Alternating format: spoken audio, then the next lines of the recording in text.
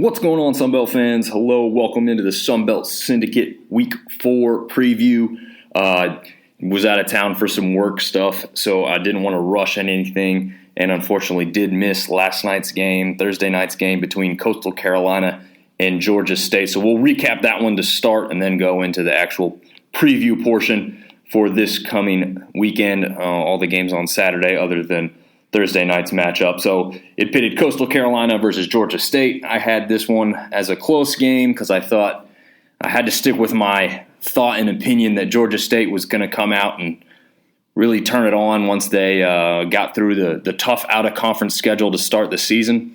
Unfortunately, that's not happening for them or for me, so it doesn't look great. I did pick them to win this game 31-28. Coastal walked all over them, especially there at the start of the game, jumping out to a 14-0 lead quite fast and early in that first quarter. Ended up taking this one with a final score of 41-24. Of note that McCall got banged up a little bit in that game.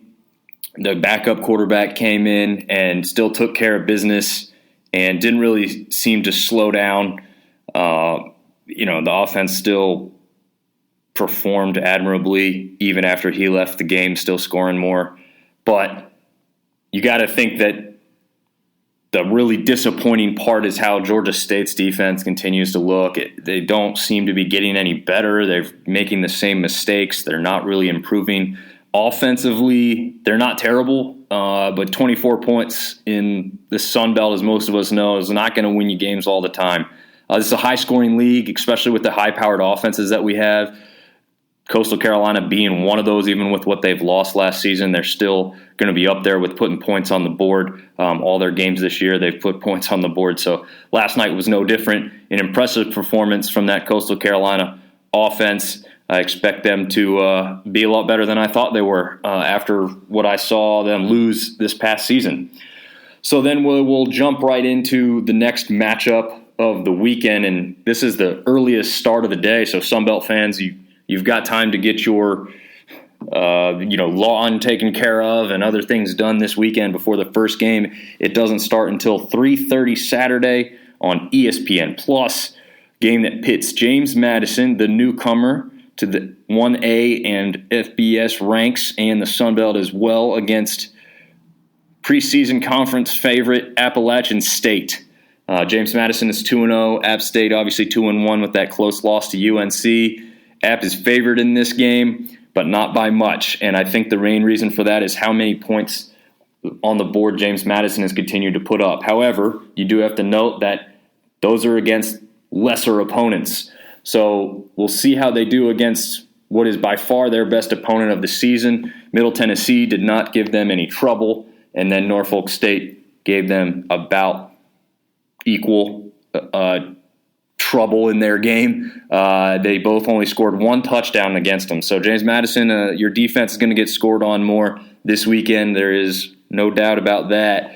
But how many points can you put up on this App State defense?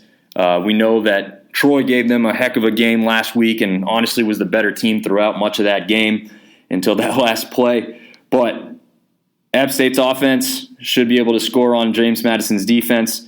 What can JMU do offensively to continue their scoring barrage? We know they've got a good running game with Percy back there.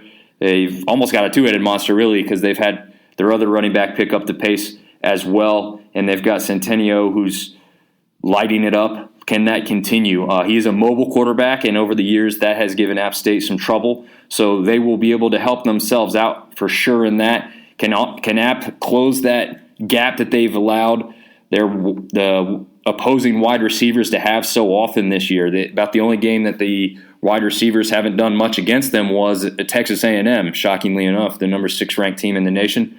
But otherwise, they've been pretty open downfield, short slants. It's not so much the deep ball that's hurt them tremendously. It's short yardage situation, and they're allowing a lot of yards after the catch. And JMU is going to take full advantage of that. So I expect this one to be a shootout. I do favor App in this one just because they've been there, done that, and James Madison's going to come in and not have seen an opponent of this quality so far. maybe come down to earth a little bit, but I still expect them to perform well because they're going to want to perform in front of that type of crowd, just like App State is at home. I do favor App 42-41. This is a shootout. It's going to be another one that most people are going to want to watch and tune into. After that, we'll jump into the next game, not starting until 6 o'clock, also on ESPN+. That pits Ball State against Georgia Southern. Georgia Southern coming off that disappointing loss last week to UAB. Their lowest out point of the season by far, by only scoring 21 points. And you've got to think that they're going to recover here in this one. Ball State's only 2-1 on the season, and they've got, they had a tough opponent in Tennessee in the first game, but they could have performed a little bit better in their second game. They went down to Western Michigan by only 7 points, but then they played a 1AA opponent in Murray State. So you kind of think they should be a little bit more on par playing Georgia Southern this week than some of their other opponents, but I still think Georgia Southern's a good quality team. And after a week like they had last week, I think they're going to figure a lot out here. I expect their offense to really get back on the same page as they have been. And I expect Ball State to put up a fight early, no doubt. I think this game's close up till halftime, and Georgia Southern pulls away towards the end. I'm favoring Georgia Southern in this one, 48, Ball State 21. Up next, same kickoff time, 6 p.m., also on ESPN+. We've got Arkansas State going to Old Dominion. What do we know about what both teams got? They're both 1-2 coming in. Obviously, Arkansas State dropped that heartbreaker to Memphis the other week, and then had kind of games that we thought they would go to start the season, crushing Grambling, but then going down to Ohio State. So I think Arkansas State's kind of really where they should be as far as I thought would they be before the season. Old Dominion is kind of, I'd say, outperforming where I thought they might be. I was surprised by the Virginia Tech victory, not really surprised by the East Carolina victory, but then, as we stated, they should have beaten Virginia in the next last week, but Virginia somehow escaped the clutches of that one. I think Old Dominion's fine defensively, really. I don't think their defense is doing too bad. I think they're performing quite well. Their offense, with what they've got, as far as how they're playing, Wolf has to be a little bit better. The O-line's got to protect better and open up that game for Watson to take advantage. Jennings has been on fire. They've got that tight end Kuntz that just is starting to hit his stride, it seems. They've got to get those guys opened up more. That's going to be tough to do against Arkansas State team, who's now got some experience against a team as high-powered as Ohio State. Got some stuff on film to watch on ODU at this point, and knows where ODU likes to attack, which is the passing game more than anything else. We'll see what happens here. Blackman has been pretty good overall this season. I've been impressed with him. Fleming's been their probably top wideout, and they've got their rushing game going better than ODU. I think that's what helps them take this one overall. I think they've established the run here, and they get back to a little bit more of a look of what Arkansas State's been in the past several seasons. I've got Arkansas State 34, ODU 24. Next up, we've got Southern Miss hosting Tulane, and that game... Tulane's actually hosting Southern Miss. And that game is a 7 p.m. kick, also on ESPN+. Again, if you're not an ESPN+ subscriber and you're a big Sunbelt fan, you'd probably want to change that and check out all these games. Tulane comes in 3-0 on the season. Kind of surprised. I haven't really kept up with Tulane football for any reason. But 3-0 on the season. A pretty impressive record at this point in time, especially with them having played Kansas State last week. No, K-State's not great, but they are a Power 5 team, so to come away with a victory there is impressive. And then the way that they've beaten their other opponents is also what makes that 3-0 record the most impressive part. Hammering UMass 42-10, taking care of Alcorn State 52-0. Tulane comes in on fire. I don't expect Southern Miss to compete greatly in this one. I know that they're kind of finding their stride with Wilkie at quarterback position, but they're kind of going back and forth a little bit. Gore's going to be heavily leaned on. If they can establish the run, they're going to perform better than I think here. But as of right now, I just don't see enough out of Southern Miss to say that they can beat a team as powerful as Tulane looks. But I think defensively, Southern Miss is going to give them enough of a game that they could keep it close early. We'll see. I am favoring Tulane 27, Southern Miss 10. After that, Houston Baptist and Texas State match up down there in Texas. That is a 7 p.m. kick on ESPN3, so that one's free. Even if you don't have the plus, you can watch that game on ESPN3. Neither team overly impressive so far this year. Texas State, as we know, went up against Baylor last week and actually kept it close till halftime, 21-7 at the half. Couldn't quite keep it as close in the second half. That game really opened up for Baylor. But they've had some decent showings other than that. They had a closer game than expected with Nevada to start the year, and then they took care of business against FIU. I think if they can establish the run here in this game against Houston Baptist, which they should be able to do, that's going to open up that game for that Hatcher-Hawkins connection that's been so good throughout this season. Hawkins already has 4 touchdowns on the season. The only thing really Hatcher's got to improve upon is the interceptions. Can't get that ball, get away from him. I don't expect Houston Baptist to be a really formidable foe here, but they can put some points on the board. I am going to take Texas State 31, Houston Baptist 17. After that, we've got Troy matching up with Marshall. I think this might be one of the best games of the weekend, maybe other than that App State-JMU matchup. That's a 7 p.m. kick showing on the NFL Network. Marshall only a slight favorite in this game by a field goal, and that's probably because of how Troy performed last week against App State. And Marshall dropping that game, as we know, to Bowling Green, just an absolute heartbreaker there for them and the rest of the conference after beating number 8 Notre Dame on the road there in South Bend. Troy, we had that close game with App State last week. They lost on a heartbreaker on that Hail Mary, but they were the better team throughout that game. They probably learned quite a bit after their matchup with Ole Miss, took care of business against Alabama A&M. I think Marshall tries to reestablish their dominance here and sees if, Laborn can continue that hot streak he's had in the backfield. He's in the top 5 of the rushing leaders for the nation so far. Columbia's looked pretty good.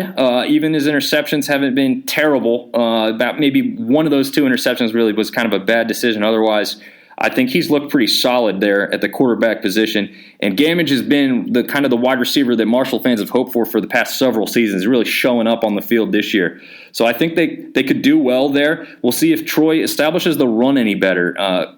Vidal is a great running back, but they don't seem to be able to open up the holes so well. But Watson has been hitting those receivers. Barber's been a standout there as far as wideouts go. We'll see if he can continue to get his guys open as much as they were last week against App State. If they can do that against a team like Marshall, that will obviously help keep that game close. But I think Marshall rebounds well from the previous loss to Bowling Green, and I think Troy maybe struggles after dropping another one on a heartbreaker there to App State. So I'm going to favor Marshall 30 and Troy 17 in that matchup. And also another 7 p.m. kick, ESPN Plus again. We've got Louisiana Tech up against South Alabama down there in Mobile. And Louisiana Tech again comes in 1-2. South Alabama 2-1. Lost that heartbreaker last week to UCLA on a kind of a botched fake field goal, questionable coaching to go call that instead of just going for it straight up on 4th down. We'll see what comes of that. I think South Alabama's been just as impressive as a lot of people thought they would be going into this season. I didn't know if I saw it, but I feel like I do see it now. Louisiana Tech is struggling at this point. They got beat up pretty bad by Clemson, 48-20. Then they beat up on one AA opponent, and they got crushed by a bad Missouri team, 52-24. I don't think I see things getting any easier for La Tech, which is, what a lot of these teams in the Sun Belt love to hear.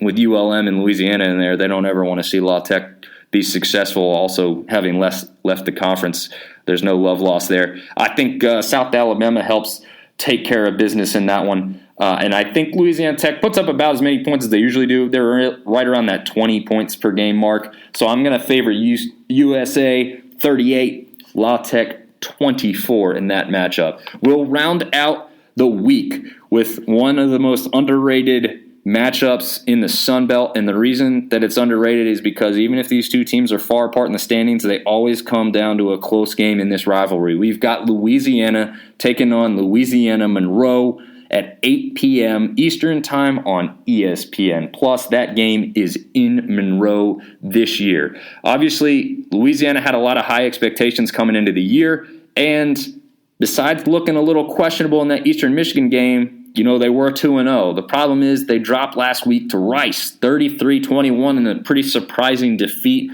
I think Louisiana fans were a little stunned by that one and stunned at the same time, really. So we'll see how well they rebound against that with, one of their biggest rivals, even though that they haven't been the most dangerous. Monroe always gives Louisiana a game. It happens every single season without fail. Monroe's got some good experience at this point. Yes, they've gotten hammered by Texas and Alabama, but you got to think that helps them in a sense that they've got a lot of things that they've seen that they can work on. And then they took care of business against Nichols pretty easily. So Monroe can put some points on the board against defenses that are not as great. And let's be honest, Ragin' Cajuns defenses have not looked great so far this year. If you look back at their scores, they allowed 33 to Rice. They allowed 21 to Eastern Michigan. The only team they kept in check was Southeast Louisiana. So I see Monroe putting some points on the board this time. I see this being a really close matchup. This is the kind of the game that Monroe's going to look at and think that they can win this one this year with how Louisiana has performed so well. So this is going to be a great nightcap for the conference overall.